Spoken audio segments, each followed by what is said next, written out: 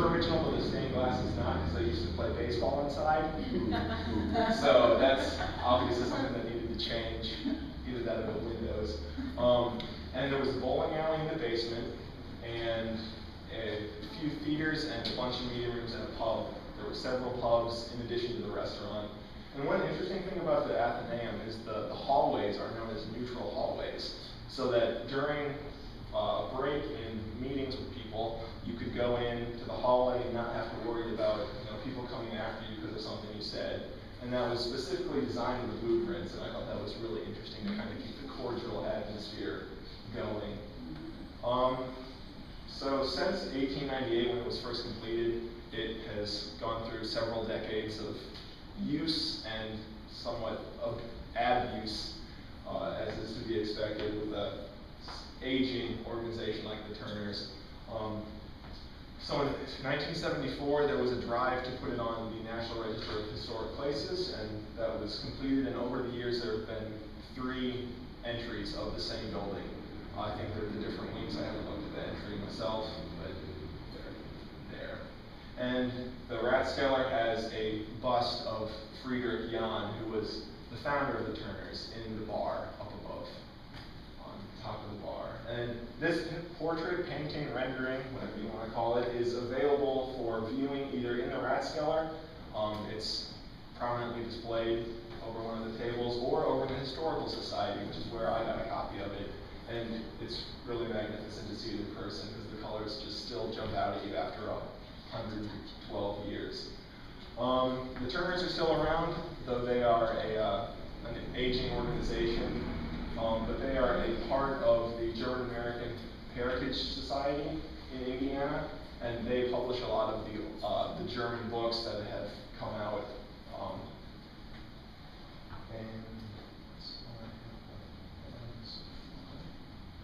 Next, I will turn to the family members.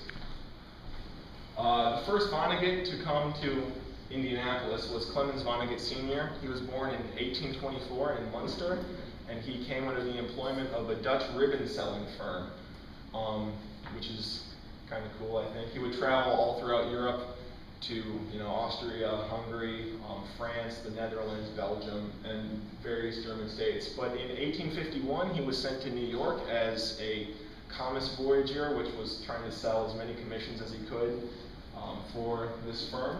But he soon left to follow a lead that he got from his friend Charles Vollmer, who was another German that came over during the Revolution.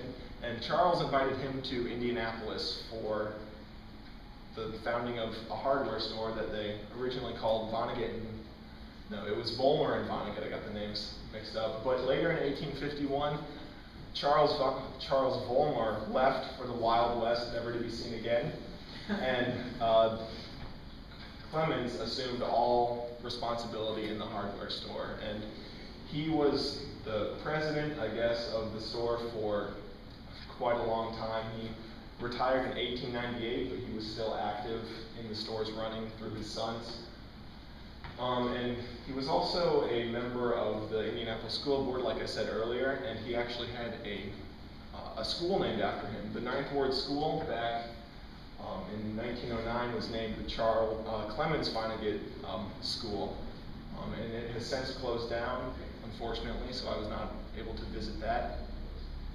And he was a Turner through and through. He would walk miles a day, and when he was walking, he would do various exercises and just try to keep fit. And he was also a member of those many vereins, like I said. His demise is also very interesting. He was walking one day when he was 82 years old in 1906, and he became confused in the cold weather, and January around here can get pretty cold. And he lost his way and was found in Speedway. Oh. That's quite a far way from East Washington Street. So he's buried along with most of his family over at Crown Hill. And there's 2 plots in case you're looking to go. There's the one that I went to, and then there's another one where some of his other sons are buried. But while he was with the Freidenker Verein, he wrote several pamphlets, including this one right here. He wrote in both English and German, and he did his own translations. And this pamphlet is called A proposed guide for instructions in morals from the standpoint of a free thinker as offered by a dilettante. And he was basically trying to persuade people to think for themselves outside of the circles of Christianity, which he said would just lead people astray and keep people from thinking for themselves. And he said that the lessons that were taught in the biblical scriptures were not bad, but the way that they have been used to control people is what is bad.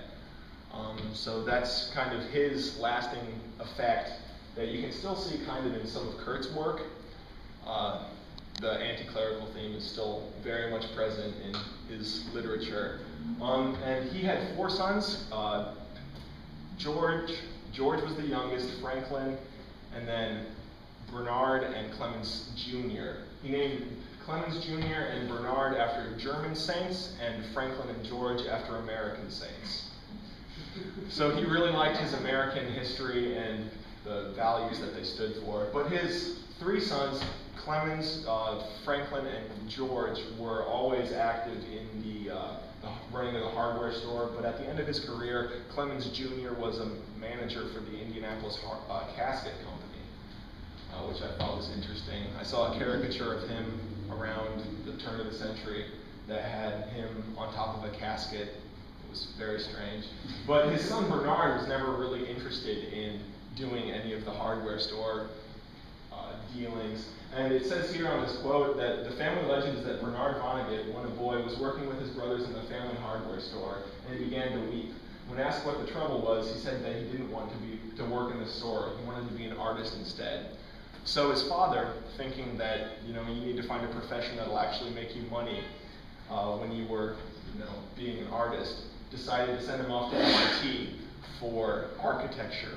So he is one of the ones that helped to design this building, like I said earlier, and he designed a whole bunch of other buildings, like the Ellis Ayres building, the Block building downtown, the original Heron Art School, and I think Fowler Hall up at Purdue was designed by him, or at least the firm, when he was a member of it.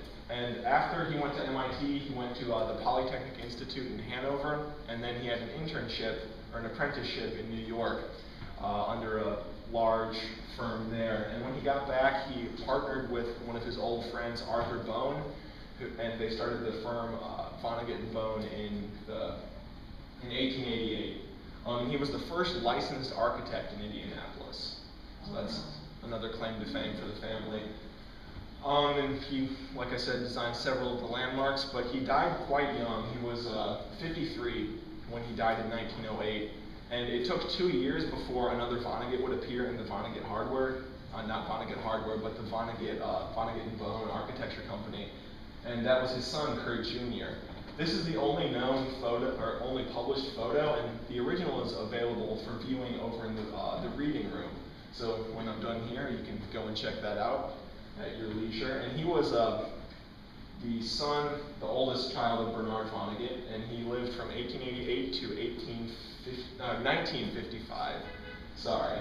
And he worked for Vonnegut and Bone during that time, joining the firm in 1910. And during this time, he was an okay architect, but because of the economic times, the Depression hit, 20 years after he started, he was pressed for work. Though under him, they did begin to build the Indiana Bell building, which you can see from right here. And also, they moved the building by hand without any dropped services or dropped calls. And that's pretty amazing. It still holds the record for the largest building to be moved by hand. And that's quite a feat, I must say. It took a couple weeks, but moving anything, especially a building that big, takes a couple weeks. And during his tenure with the firm, he faced World War I, which brought a lot of anti-German sentiment to the nation because we were fighting the Germans. And during that time, everything German was kind of shunned. And so because of that, additionally, the Turners changed their language and the name of their building from Das Deutsche Haus to the Athenaeum. They changed their language to English from German, and it has stayed that way since. So Kurt Jr. was never taught German I mean, he was, but not to the extent that would have been nice for such a rich heritage. And so he reflects on that in his book Palm Sunday, which is available for purchase. He reflects on that, saying that he really wishes he would have had that, especially knowing now at the writing of the book that he had such a rich heritage and that it was something that he was always around, but it was never directly shown to him. He had to kind of discover it for himself. And during this time, Kurt Sr. married the brewery heiress, Edith Lieber, who is Kurt's mom. And they had the wildest party Indianapolis has ever seen to this day. It lasted days and cost a heck of a lot of money. So that's kind of their mark. But the Depression hit when Kurt was a young man, and the architectural firm was kind of failing at the time. So Kurt's dad, Kurt Sr., pushed him to do something more practical, like study chemistry. So he went to Cornell, and then he enlisted in the Army. The rest is history, as they say. So now, Vonnegut Hardware, the company that Kurt's his great-grandfather started, had several branches, and it also included several divisions: Vonnegut Retail, Vonnegut Wholesale, and Vonnegut Industrial. Vonnegut Retail was, of course, the stores throughout the city. Vonnegut Industrial manufactured the Von Duprin panic bar door opening lock system, which can still be found today because it's still a brand. Ingersoll Rand bought them out in the 90s, I think, after Schlage Lock bought them in 1966, and that's what was the demise of the company. Schlage Lock wanted to have the Von Duprin brand under their wing. So the Vonneguts weren't going to accept just having the thing that made them all their money during the Depression being taken away from them, so they decided on an all-or-nothing deal, and there went Vonnegut Hardware. Even though Vonnegut Hardware was closed, many of the locations were sold to Ace Hardware and several other hardware subsidiary companies, and others were closed. At their peak, there were several dozen Vonnegut Hardwares throughout the city. And you can see some of the artifacts here in the display case. And another interesting quote that Kurt has about the hardware store is that from his book Palm Sunday, I will give myself an obituary in an Indianapolis paper when I die, because I'm related to people who used to own a chain of hardware stores, referring to his family. And I used to work in the main store of the Vonnegut Hardware Company in the summertime when I was high school age. When I feel most lost in this world, I comfort myself by visiting a hardware store. I meditate there. I don't buy anything. A hammer is still my Jesus, and my Virgin Mary is still a crosscut saw. So he does still have that deep connection with the hardware store, even though he didn't really follow that path, and even though it did lose its being in the 60s. So Clemens Vonnegut and Kurt Vonnegut were not too much, weren't very different from each other than the fact that Kurt was more interested in pursuing his own career and trying to figure out answers to the questions that he had for himself.